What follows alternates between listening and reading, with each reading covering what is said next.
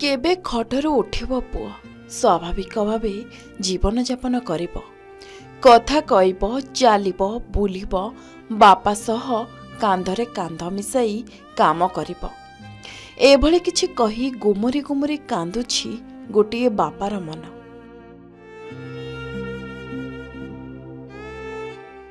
आमे कहूचु नयगढ़ जिला दशपल्ला ब्लॉक टाकरा पंचायत स्थित बोरुसाही गाँवर दंडधर नायकंक पुओ अशोक नायकंक कथा। दंडधर नायकंक पुओ अशोक नायक कार्य करिबा पई तांको बाईगण बारी को जाइथिले। अशोकंक फेरिबा विलंब हेबारु परिवार लोके अशोकंक बहुत खोजाखोजी परे बाईगण बारी को जाई देखिबाकु पाइले अशोक चेताशून्य अवस्था पड़ी रहिछि। परे अशोकंक परिवार लोके अशोकंकु दशपल्ला गोष्ठी स्वास्थ्य केन्द्र को नहीं जाइथिले। सेठारे अशोकंक अवस्था अधिक गुरुतर हेबारु तांकु नयगढ़ जिला मुख्य चिकित्सालय और परे भुवनेश्वर नेथिले। सेठारे डाक्तर अशोकंक मुंड ऑपरेशन हेबा नै कहिथिले। अशोकंक परिवार पक्षरु बीएसकेवाई कार्ड और संचित अर्थ खर्च करी अशोकंकु ऑपरेशन कराइथिले।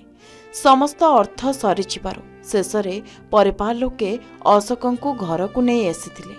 ए खबर के न्यूज रे प्रकाशित होइतिला।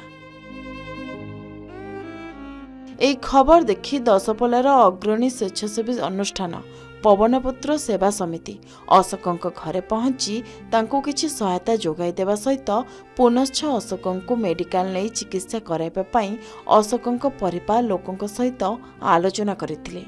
आम आसुलु आज बोरुसाही जहाँ कि जे कि अशोक नायक जे कि रोग पीड़ित अच्छा तेणु आसिलु देखिलु मेडिकल नापी किसी आम सक्षम अनुसार साहाय्य कलु।